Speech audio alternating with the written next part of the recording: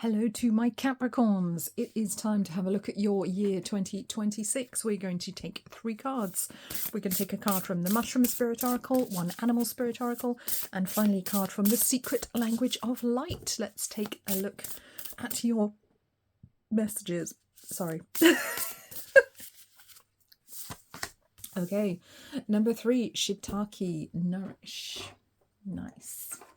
Shiitake mushrooms are great. I think they're quite high in vitamin B12, is it? So maybe there's a nudge for you to get your B vitamins in here, Capricorn, please. Please look at that. Okay. All right. Ooh, brown bear spirit. Grandmother bear is coming out. Take time out and nourish. Oh, there's a theme of self-care coming through here already for you guys. So that seems to be quite a big deal for 2026. Okay, what else have we got?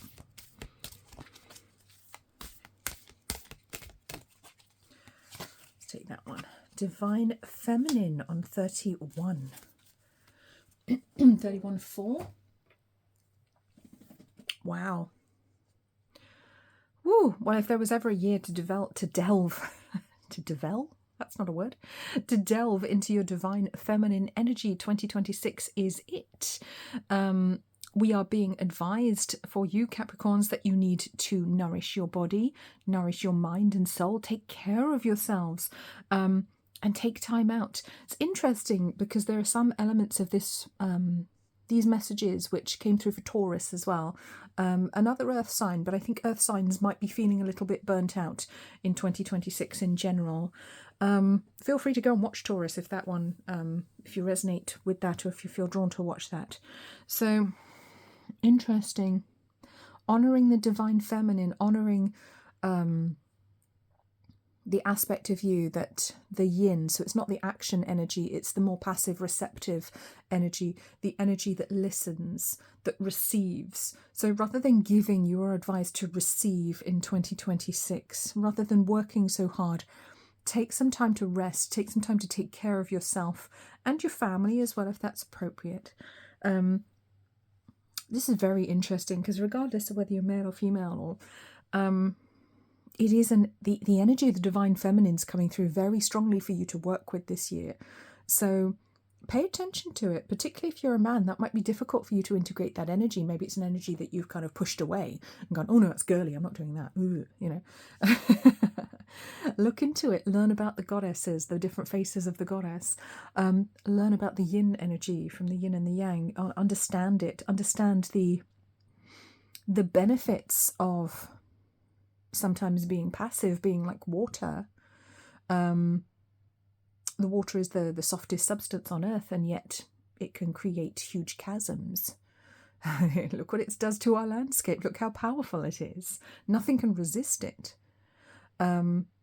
It's a very, very interesting message for you guys. I'm finding this absolutely fascinating. And with numbers 3 and 9 as well. I mean, these are some very special manifesting numbers. So it's almost like you're manifesting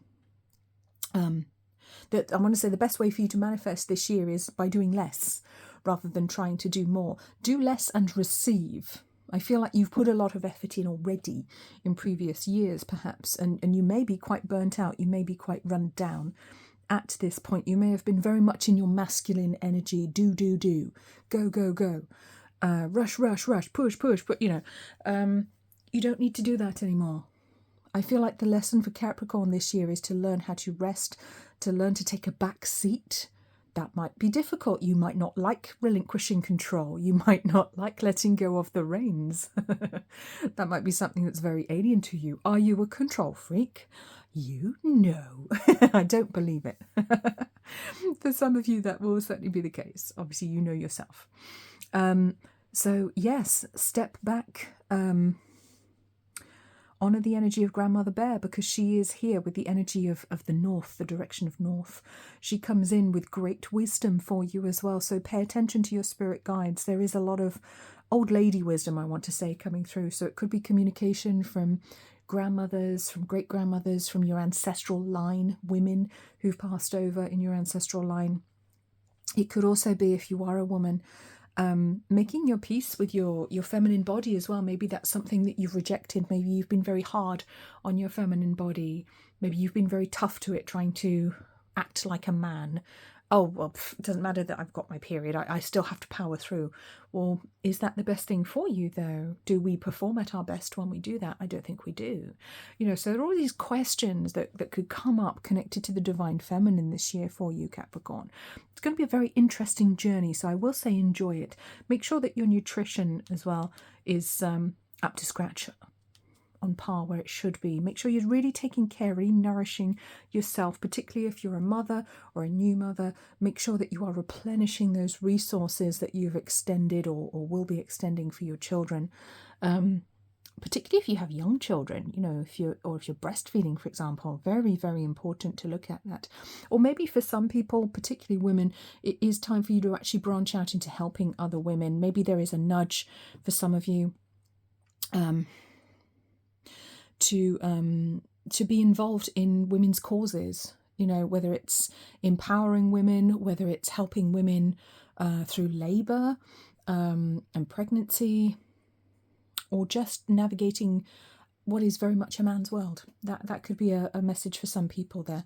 And you don't have to be a woman to be drawn to help with that particular work.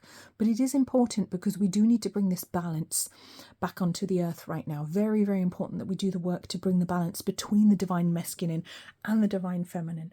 And I think you can be quite instrumental in that, which is a very important spiritual task.